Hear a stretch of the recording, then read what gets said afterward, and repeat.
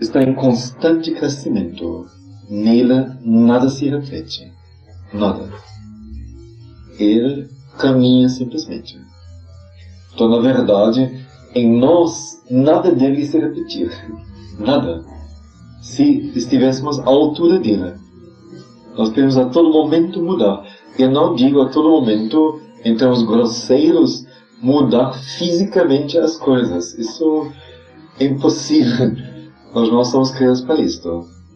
Mas o sentido, a forma, as correlações, a avaliação, a visão da coisa, nossa aproximação a ela, etc, etc. Quer dizer, deveria haver um constante ir, constante caminhar em tudo. Então ele faz aqui a proposta que a pessoa substitua o hábito passado vital, que faz com que a pessoa sempre de novo saia de dentro de si e recaia na parte externa, que a pessoa estabeleça o hábito oposto de viver no ser interior e olhando tudo de lá. É de lá, muito interessante, que você obtém o verdadeiro pensamento, a verdadeira visão e a compreensão das coisas e de seu si e natureza. É muito bonito isso aqui? Sim.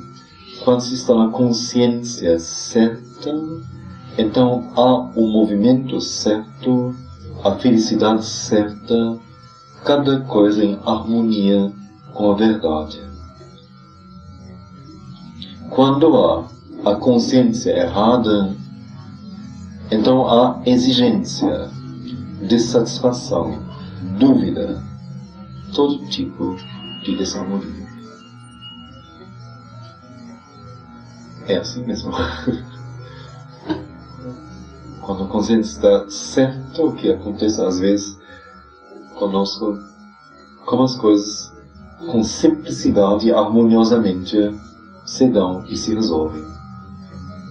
E quando a consciência não está boa e não está certa, como as coisas se complicam e como a nossa insatisfação cresce, como ficamos duros, egos.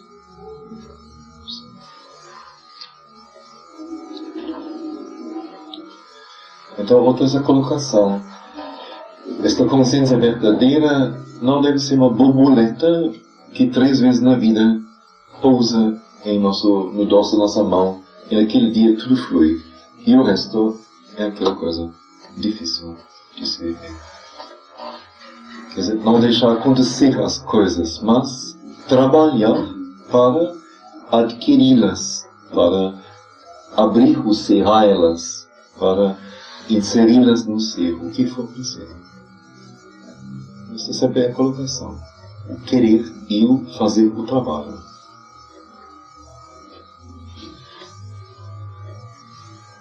Agora, ampliando um pouco, nós trechinhos pequenos, o ser é feito de muitas partes. Agora não são mais 2 só. E isso é muito mais verdadeiro. Mas vamos em termos grosseiros, em termos mais primitivos, mais iniciais, então somos um ser externo, um ser interno, sem dúvida. Nós agora, vendo mais atentamente, o ser é feito de muitas partes. Uma parte pode saber, a outra não pode nem se interessar pelo conhecimento, ou então não agir de acordo com ele. Então o ser todo tem que ser feito na luz, de modo que todas as partes possam agir harmoniosamente de acordo com a verdade. Então, primeiro é como que conflito em nós, não? O ser é feito de muitas partes. Uma parte pode saber o que deve ser feito. Vê claramente assim, é isso. Não tem nem nem o que perguntar a alguém, porque é isso. Mas a outra parte, ou outras partes nossas, podem nem se interessar pelo conhecimento. Não querem saber de nada, porque não querem mudar. Ou então, vendo e sabendo, não agir de acordo. Como que é uma criança revoltada, não? Joga as coisas, quebra as coisas. Erra. Então, dizer, o objetivo é fazer o ser todo, todas as partes, na luz. Esta é a coisa que na psicologia nós não aprendemos. Esta coisa essencial. Que está na nossa direção unidade e personalidade, mas levar o ser a ser o mais alto, a ser o melhor, aquele que está nele. Fazê-lo na luz. De modo que todas as partes possam agir harmoniosamente de acordo com a verdade. Cada um é um amálgama, não só de duas personalidades, mas de muitas. Para de nós uma multipersonalidade. É parte da perfeição yógica neste yoga que Hirschfeld propõe, afinar estas partes e transmutá-las no sentido de integrar a personalidade. Que as tendências diferentes do ser não deveriam ficar contrastantes e conflitantes, mas deveriam ser afinadas e transmutadas. Cada um tem que deixar o canto para que possa se unir ao outro, às outras partes, no sentido de integrar a personalidade. Por exemplo, sabe-se de Bach, Johann Sebastian Bach, quer dizer, esta fantasticamente enorme, esta obra fantástica, que ele assim detestou dar aulas para meninos do coro que ele dirigiu na igreja de São Tomás. Ele detestou os meninos, assim, para ele foi assim a pior coisa, não? Então, onde podia, botou um substituto e não quis dar aula de jeito algum. Achou horrível os meninos. Quer dizer, ele não integrou a sua personalidade. Ele ficou de um lado super poderoso e do outro lado não só comum, mas menos que isso. Aceitando sua fraqueza simplesmente e filando-a. Beethoven. Que genialidade, que emoção profunda, que lance. Bom, ele como pessoa foi assim, intolerável, não? Assim, isolou-se totalmente, mudou de casa, não sei, cada meio ano, mudou de empregada a cada 3 meses, que não se aguentou junto a ninguém, a nada, em nenhuma condição. Impossível. Quer dizer, como se de um lado esta luz, esta riqueza, então tivesse assim um lado de sombra muito profundo, que então como que fosse um preço para o outro. Isso tem em muitos artistas, muitos filósofos. Então isso não é uma personalidade integrada. Então no yoga as partes deveriam harmoniosamente corresponder uma à outra. Deve haver uma unidade consciente de ser.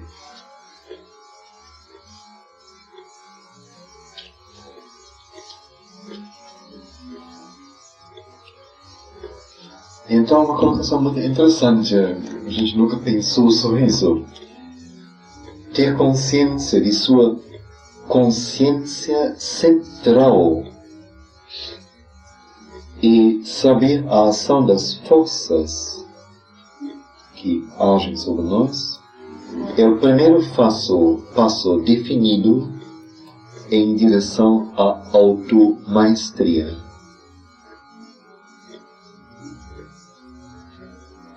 tornar-se cônscio de sua consciência central. Quer dizer, cada um de nós teria não só consciência ou consciências, uma interior, uma exterior, mas teria uma consciência central dele. A minha consciência central necessariamente é diferente da de Stella, ou de Manuel, ou de qualquer pessoa.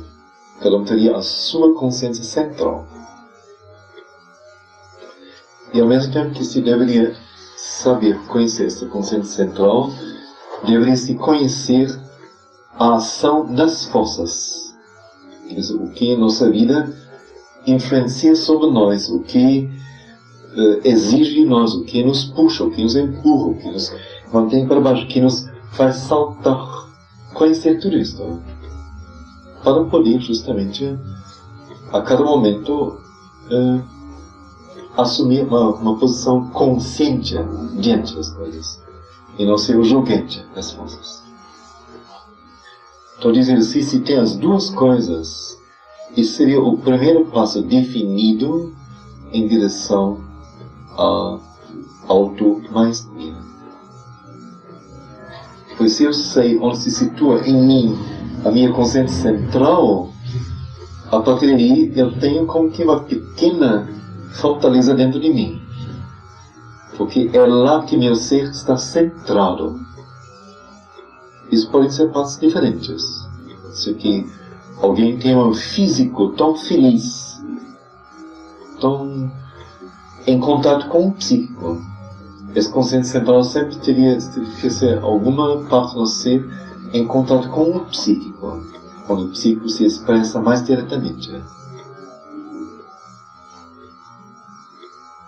Então, como que o corpo dessa pessoa saberia toda a questão de harmonia, de ordem, de complexidade, o que for, de beleza, de verdade, muito mais diretamente do que a mente da pessoa. Quer dizer, a pessoa faria, como quando a mente não interfere, por assim dizer, agiria sempre de maneira certa. Como que intuindo fisicamente as coisas.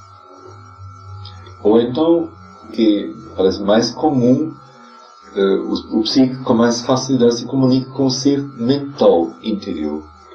Então, a consciência central no ser mental não quer dizer que a pessoa pense muito ou tenha um intelecto forte. Não é isto.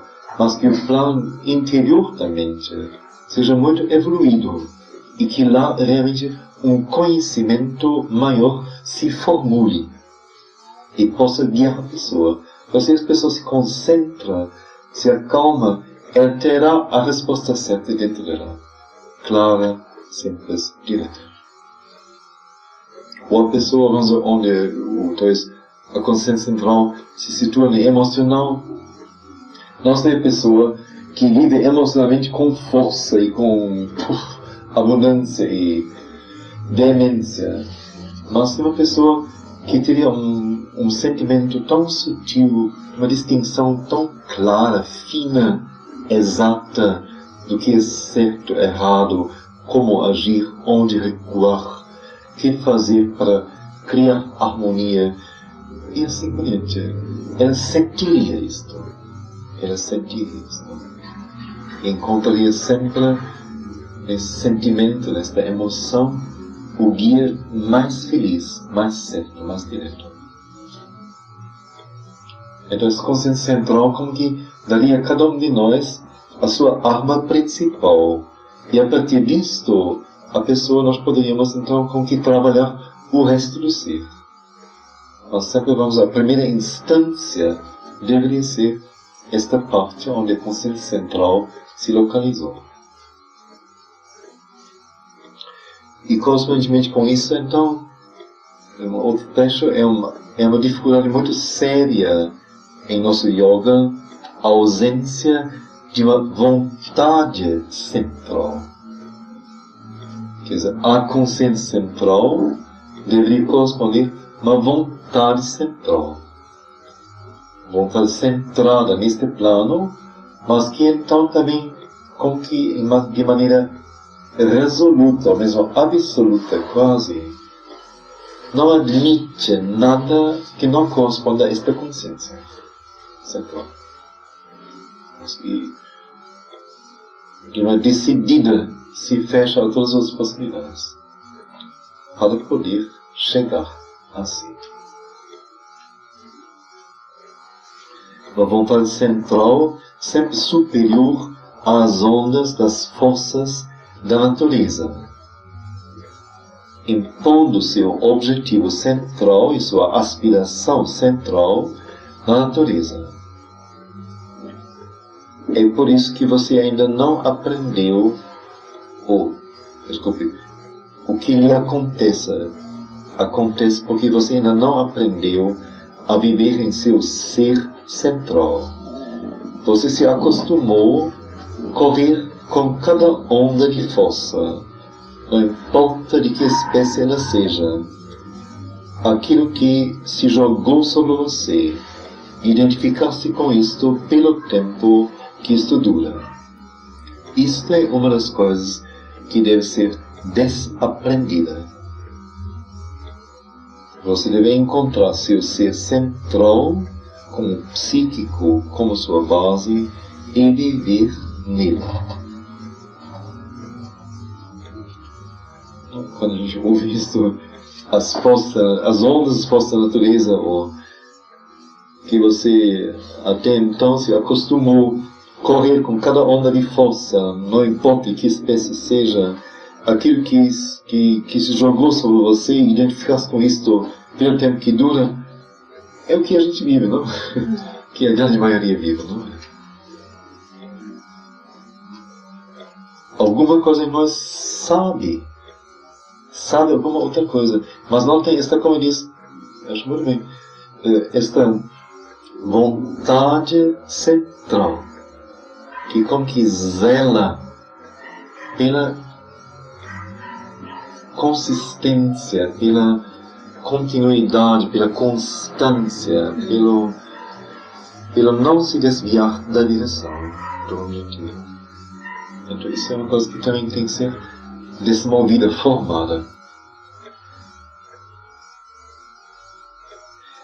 E é importante então mais é saber o ser central, dizer, com o psíquico como sua base.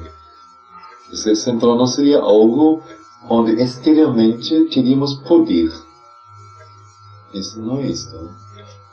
Mas onde uma parte que, por natureza, pelo nascimento, por tudo que já se passou em experiências talvez de vidas anteriores, o que amadureceu mais, que está mais pronto em cada um de nós, e que está como que naturalmente ligado ao psíquico. Esse seria o ser central. Isso cada um de nós teria que descobrir, de viver a partir dele.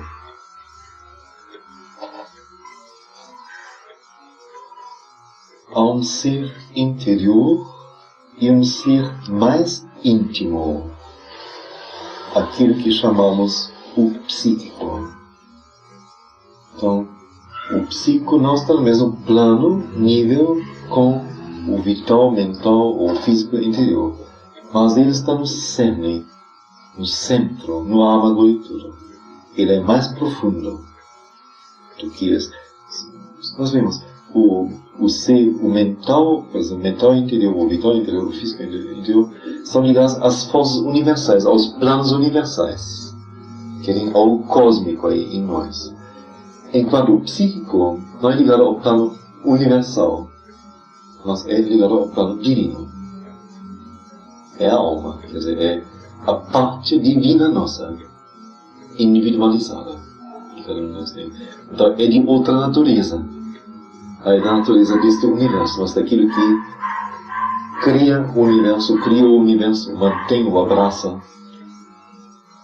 Então há um ser interior e um ser mais íntimo, mais profundo, aquilo que chamamos o psíquico.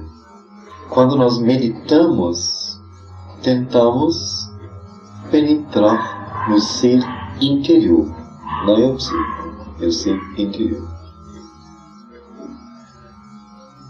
Se nós fazemos isto, sentimos muito bem que nós fomos para dentro na meditação. O que pode ser realizado na meditação pode se tornar também a consciência comum em que se vive. Então sentimos o que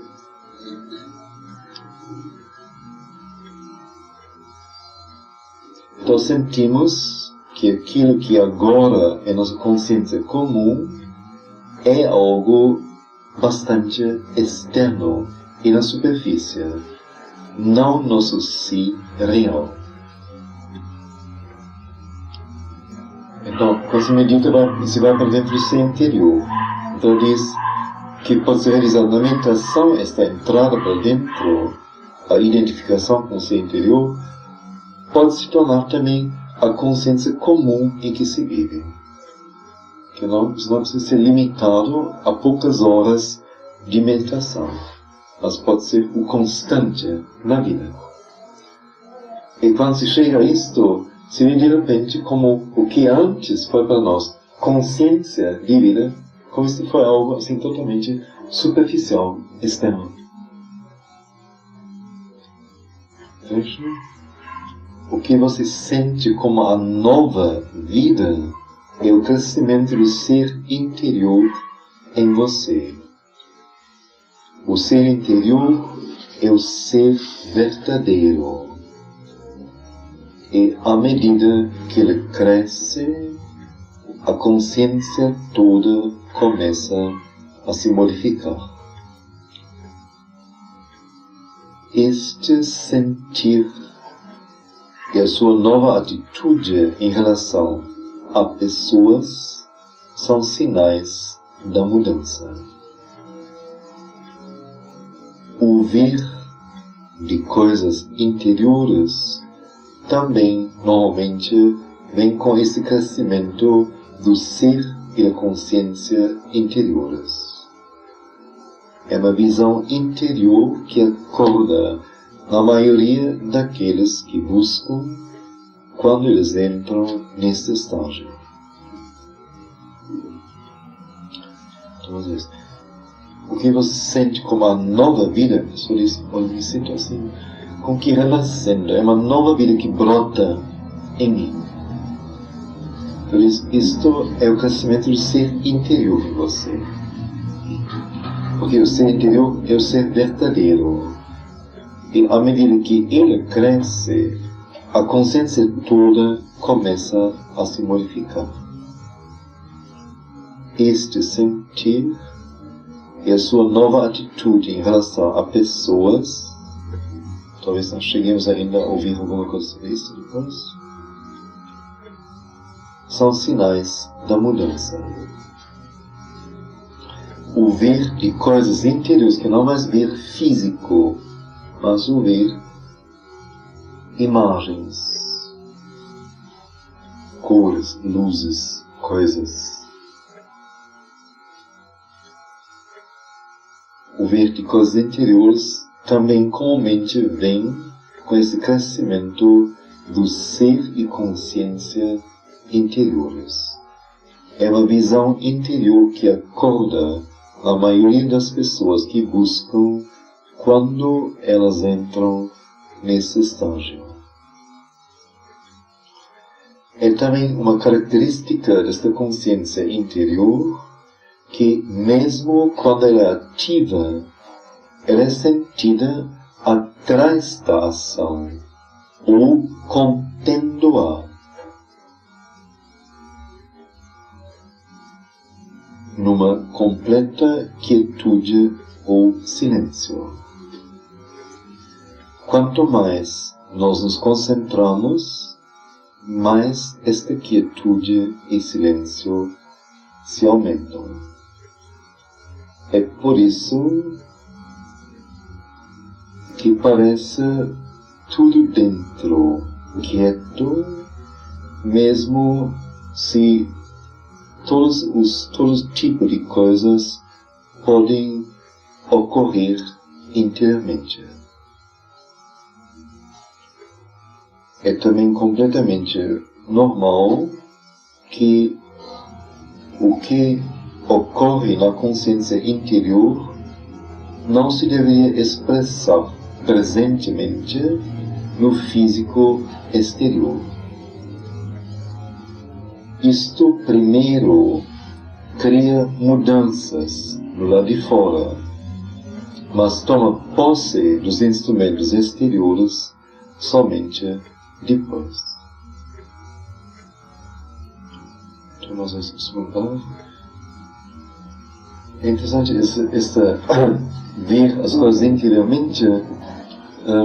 Ele escreveu muito sobre isso, respondeu muito, as pessoas são muito curiosas, normal que alguém vê alguma coisa, já se preocupa e já quer saber o significado e quer saber, naturalmente, que é um estágio avançado que alcançou a consciência espiritual com isso, não sei. E então ele esclarece assim em inúmeras cartas que não é nada disto. A capacidade da visão interior é comum a todos os seres humanos. Apenas em alguns isto naturalmente acorda. Nas outras pessoas, se tivesse a educação, o treino para isso, dentro de pouco tempo todo mundo começaria a ver coisas interiormente. É algo comum. E ele afirma que isto pode ajudar no caminho interior, mas que nada depende disso. E não é sinal de espiritualização de jeito algum. É uma capacidade do ser humano que acorda, nada mais. Ora, pode, através disto, pode-se receber indicações, ver coisas que talvez depois se realizem exteriormente. Mas, depois disso, então, é também uma característica desta consciência interior que mesmo quando ela é ativa, quando ela age, nos impele, é sentido atrás da ação, ou contendo a ação, uma completa quietude ou silêncio. Esta consciência interior não é barulhenta, pelo contrário, ela é silenciosa sempre, mesmo com muita ação. E quanto mais nós nos concentramos, mais cresce mais se aumentam esta quietude e silêncio.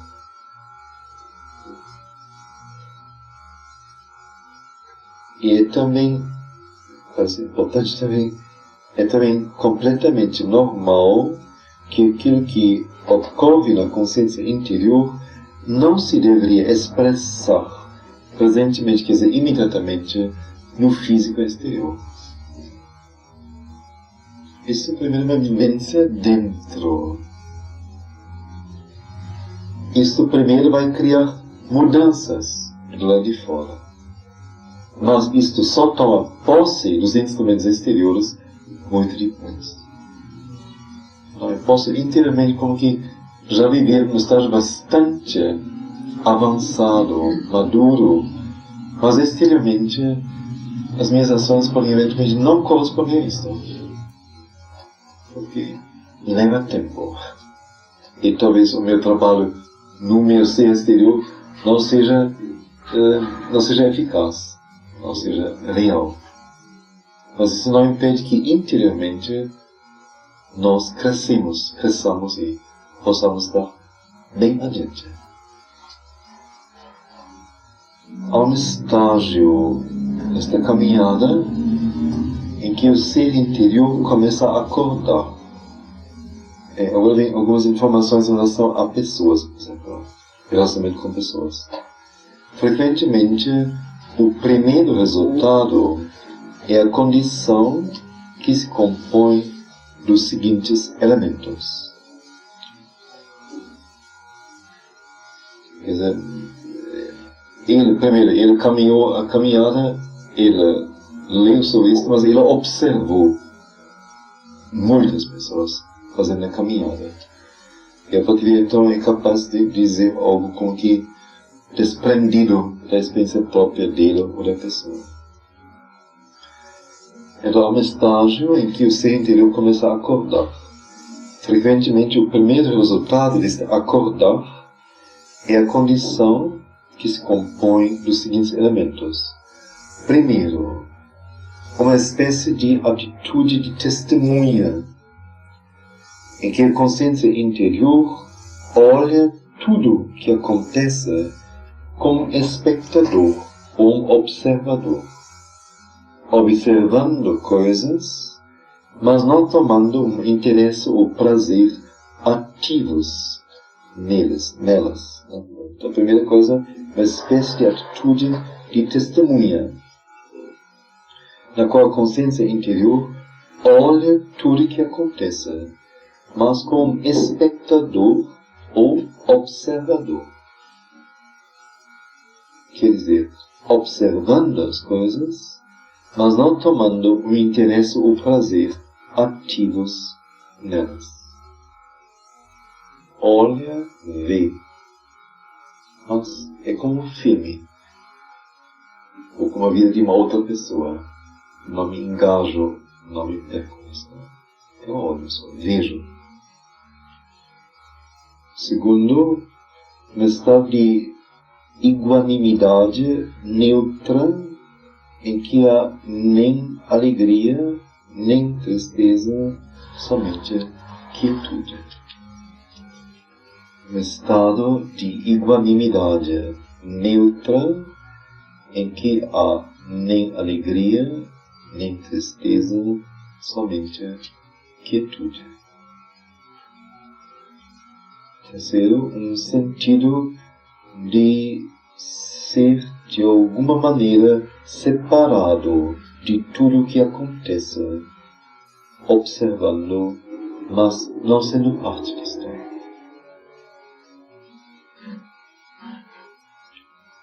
Terceiro, um sentido de estar, de alguma maneira, separado de tudo o que acontece, observando, mas não sendo parte disto.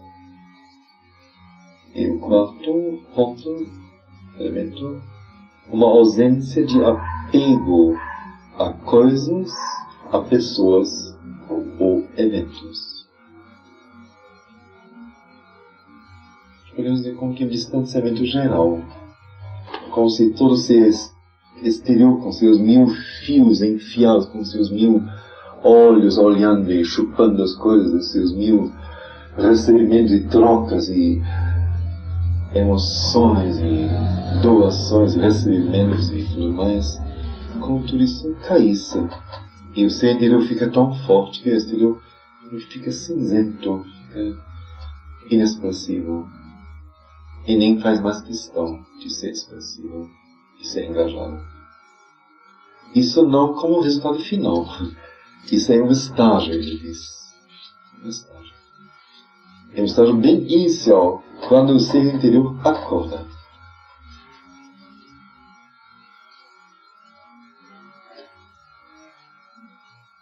Então, achei interessante trazer assim duas das três agora aqui.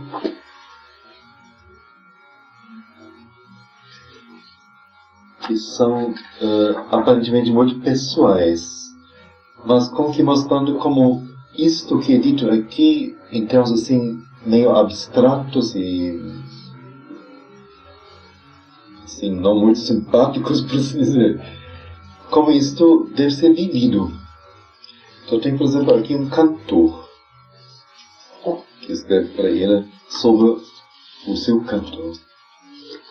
Daí cada um pode botar a sua fotografia, a sua dança e tudo mais, né? A sua pintura, a sua música. Então diz, quanto a seu cantar, eu não estava falando de nenhuma nova criação do ponto de vista estético, mas da mudança espiritual. Então parece que a pessoa escreveu para ele dizendo, bom, eu não sei se o cantar realmente vai bem com yoga, assim, tem muita necessidade, né? Assim, a coisa transborda de mim, assim, jorra de mim, eu não posso viver sem cantar. Mas será que vai bem com yoga? E Shri Aurobindo diz, bom, o que você tem que fazer é uma nova coisa, você tem que cantar no outro sentido, é uma nova criação. Então a pessoa parece que tomou isso assim. fazer uma nova composição, uma nova técnica, né? Para um trêmulo na voz, ou tirar os trêmulos da voz, né? Agora mais sóbrio e mais solene, talvez. Então, quanto ao seu cantar, eu não estou falando de nenhuma nova criação do ponto de vista estético, mas da mudança espiritual. Que forma isto deve tomar depende daquilo que você encontra dentro de você quando você está unido à base mais profunda. Eu não vejo nenhuma necessidade de deixar o cantar totalmente. Eu somente quis dizer, é a conclusão lógica daquilo que eu escrevi para você, não agora, mas antes, que a mudança interior deve ser a primeira consideração e o resto deve surgir disto. Se o cantar para uma audiência puxa você para fora da condição interior, então você deveria adiar isto e cantar para si e para o divino, até que você seja capaz, mesmo frente a uma audiência, esquecer a audiência. Se você é atrapalhado por fracasso ou excitado por sucesso, isto também você deve superar. Então, como foi dito antes, não? Esta calma, esta equanimidade, este desapego. Então isso se traduz então na vida desta maneira. Você pode fazer tudo, mas não ficar caçando coisas, ou não se excitar, ou não se deprimir, ou não se envaidecer, etc.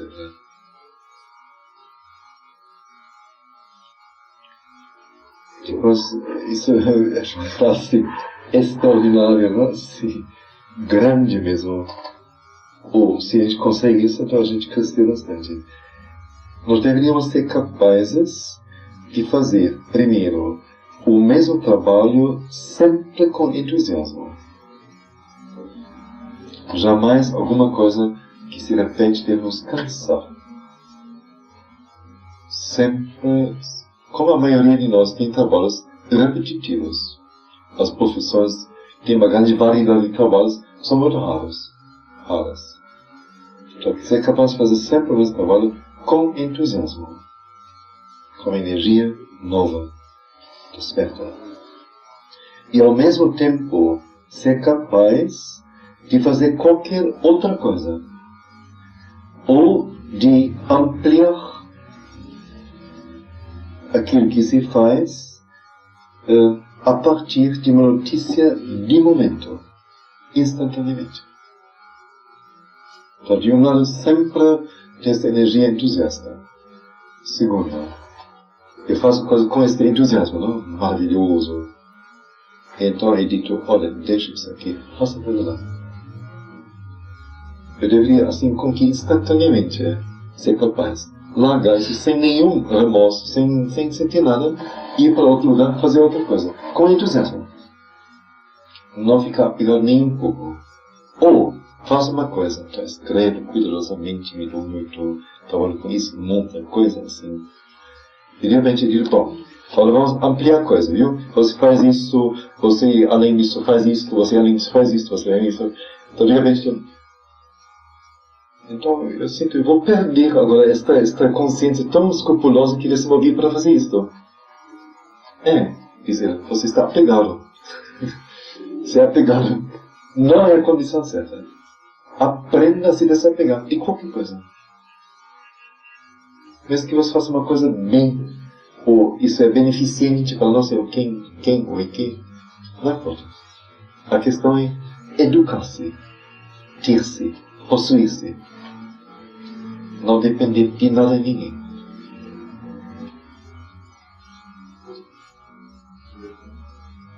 Então ele explica, o que eu quero dizer é uma espécie de recuar para algo silencioso e observador dentro, que não é envolvido na ação, no entanto, vê e pode jorrar a sua luz sobre ela.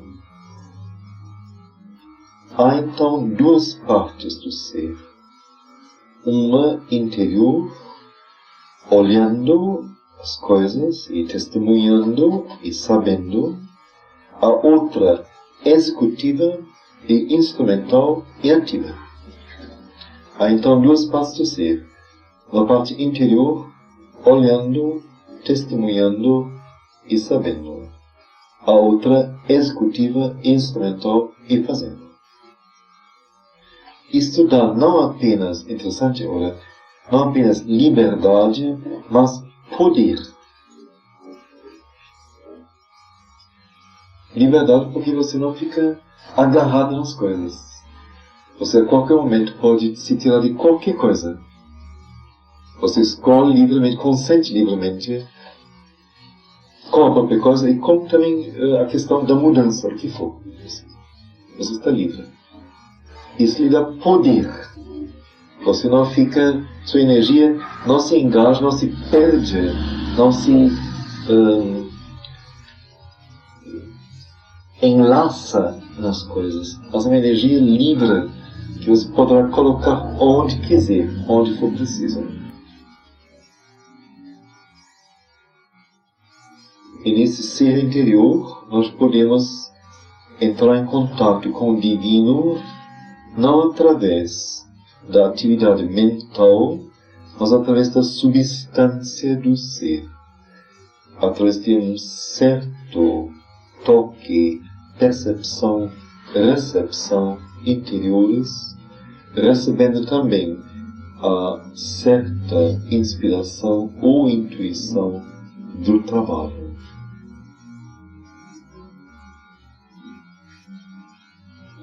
Talvez com a questão do ser interior é assim, bem diferente, né, do que homens se diz quando se diz de alguém que se interioriza. Não? É tudo muito sentimental, não é? É uma coisa muito objetiva, é muito clara.